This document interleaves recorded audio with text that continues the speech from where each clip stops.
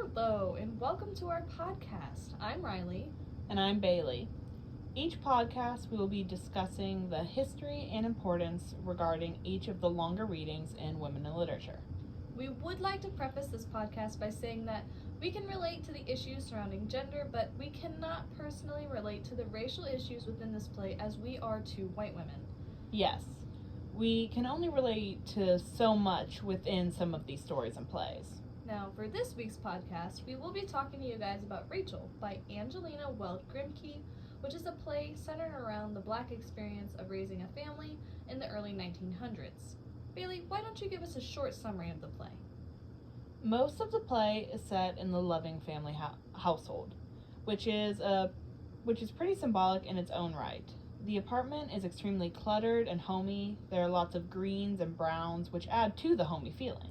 I feel like the clutter and art all around the apartment makes it feel very lived in. Like, this isn't just set for a play, but it's an actual home for the characters that we meet. I completely agree. We are quickly introduced to Rachel, who is the main character, and her widowed mother, Mrs. Mary Loving. When Rachel attempts to introduce her new young friend Jimmy to her mom reacts negatively and reveals the history of the family that she hadn't yet told Rachel or her older brother, Tom. The history behind their family is tragic. The siblings found out that their brother and father had been killed in a lynching when they were younger, just little babies. This sets into motion Rachel's actions and thoughts throughout the rest of the play. Rachel is a very maternal character, and thus is very familiar with the local children. There is an instance where she meets a mother and daughter who are planning to move locally in the hopes of finding a more welcoming community. Their whole conversation was really sad, and it makes you question why you would ever want to hurt the feelings of a child. Yeah, I completely agree, Rylee. The mother, Mrs. Lane, was trying to move her daughter Ethel to a new school because she was being bullied severely by her peers and even her teacher because of her race. When Rachel heard this story, it really made her realize how ingrained racism was in the world she lived in, that even children were being deeply hurt by it. Ethel was so afraid to speak to anyone other than her direct family members because of this.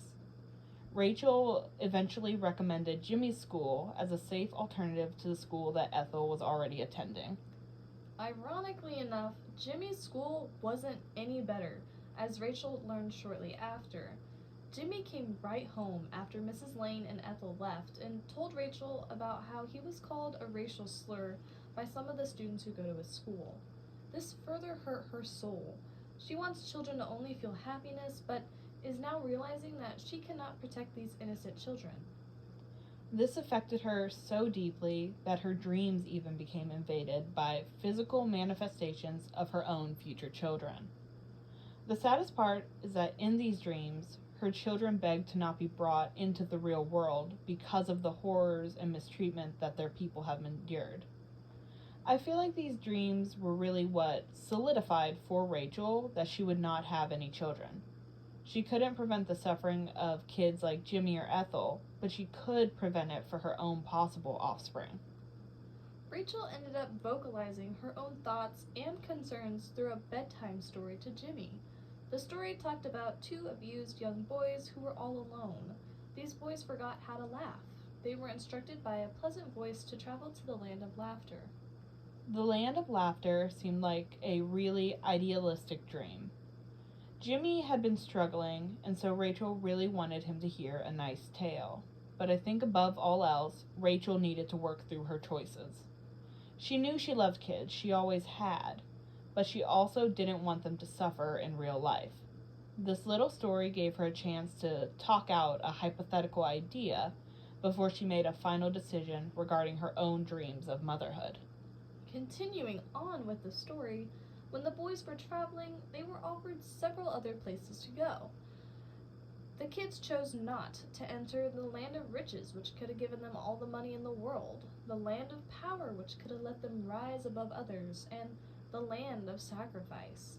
These two made it to the land of laughter, but were denied entry because they couldn't smile anymore. The guard at the gate told them to practice their smiles, and they would practice, go back up to the guard, and they would get denied entry again. They continued to practice and were finally granted access to the Land of Laughter. Each of the lands that the kids choose not to enter has a deeper meaning for Rachel. The Land of Riches could be her leaving behind the life she could have had with Mr. Strong, including the furnished apartment he bought for her. Leaving the Land of Power shows her leaving the stability of that life and the chance of having children. She also left behind the Land of Sacrifice, which was like giving up on her ideals and feelings about bringing children into the world in order to suffer. The Land of Laughter could then be Rachel deciding to not have children. She makes this decision so that she won't be bringing any more kids into the world to experience the horrors of what her people have had to endure. The Land of Laughter is a safe place for her dreamt children to exist without the horrors of reality. I also think that the Land of Laughter is Rachel finding comfort in her final decision. She struggles so deeply with it throughout the play, but I think the story is what pushes her to realize that it was the right choice for her personally. I really agree with that interpretation. Now, near the end of the play, we start to see Rachel's inner feelings unfold. She rips up the roses that a potential love interest, Mr. Strong, gifted to her. She falls into a state of isolation after hearing what happened to Jimmy and seeing those beautiful roses. When Mr. Strong comes back to see Rachel after a few days, he offers his hand in marriage. Rachel initially accepted the offer, but after further reviewing what she was getting herself into, she pushed Mr. Strong away. The ending was very grave, as her sobs were heard when the curtains closed. This play had such a sad ending. Rachel was an upbeat woman who loved these kids, but in the end, she couldn't help but be upset about the decision she made. It's easy to see how Rachel couldn't fit into society's idea of what a woman's role is, especially at this time. It was automatically accepted that a woman would bear children and raise them. Rachel's final decision went against her own upbringing as well as what society thought was right.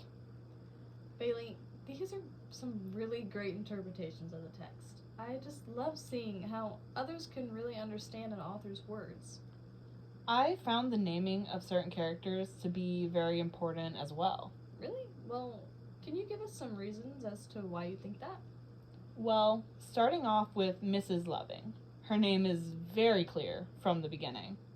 She is a loving and gentle mother who even takes in and adopts Jimmy in Act 2, when his parents sadly die of smallpox. Her name is a perfect description of who she is as a person, and this name has a familial meaning as she passed not only the literal name on, but also her endearing nature to her children. Oh, I think I get what you mean now. Another example would be Rachel's older brother, Tom. He has his mother's last name of Loving, which shows that even though he is a working man, he is also a kind and compassionate one. Tom seems to deeply love and worry for his mother and sister, even going as far as giving up on his own education in order to financially provide for them. If you think about it, his first name also has literary significance. His name is Tom. If we think about it, who else shares the name Tom regarding the lives of Black Americans? Uncle Tom and Uncle Tom's Cabin. Now, this man was an enslaved man. His life was based off of a true story and brings the mistreatment of Black Americans to light. Tom's faith within Uncle Tom's Cabin was continuously tested, just like Tom's was in Grimke's play. Tom, in Rachel, struggled to uphold his faith in God even after his mother asked him to not lose faith in God, seen in Act 2, page 42. Tom replied with, "I'll try, Ma," in Act 2, page 42.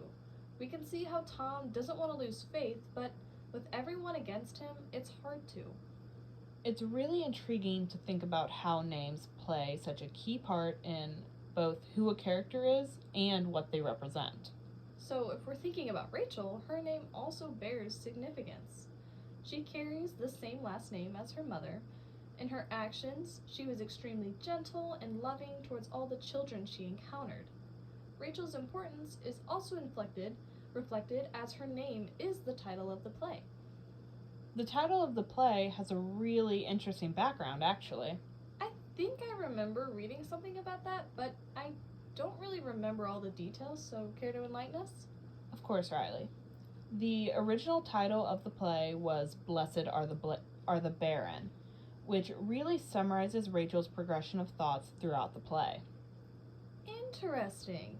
It's really easy to see how, by the end of the play, Rachel truly embodies what the original title was, seeing as she decided to reject a happy life with Mr. Strong so that she'll never bring children of color into the world to suffer. Oh, well, speaking of Mr. Strong, his name was very symbolic to his role in the play as well. I was just thinking about that. His name indicates that he holds others up, and this is true as he provides for his mother and himself. And by the end of the play, he is actively trying to provide for Rachel as well. He purchased and furnished an entire flat in the hopes that she would move in and be with him. I was getting to that, but thank you.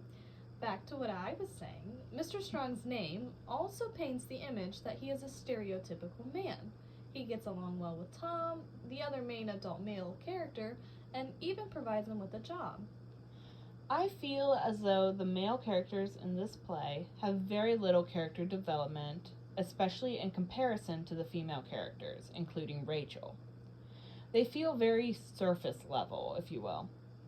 Mr. Strong starts the play as a strong man picking up an altered dress for his mother, and ends it by providing an entire living arrangement for Rachel. His goals and actions don't really change, unlike Rachel, whose entire life goals veer off track within the confines of this play. Now, speaking of Rachel, the women in this play seem to be the only ones with changes to their mindsets. In the beginning, Rachel wants to bear children and live the traditional feminine role. At the end, she flat out rejects Mr. Strong's proposal, completely separating herself from the life she always wanted and dreamed of. I found this really interesting, especially since this was very uncommon at the time. Women were often expected to get married and have children, while men were expected to work and provide for them. The play seemed to initially play into these gender roles, with Strong's character, but Rachel's outright rejection at the end turns these stereotypes on their head. This also all happened decades before the women's liberation movement had even begun.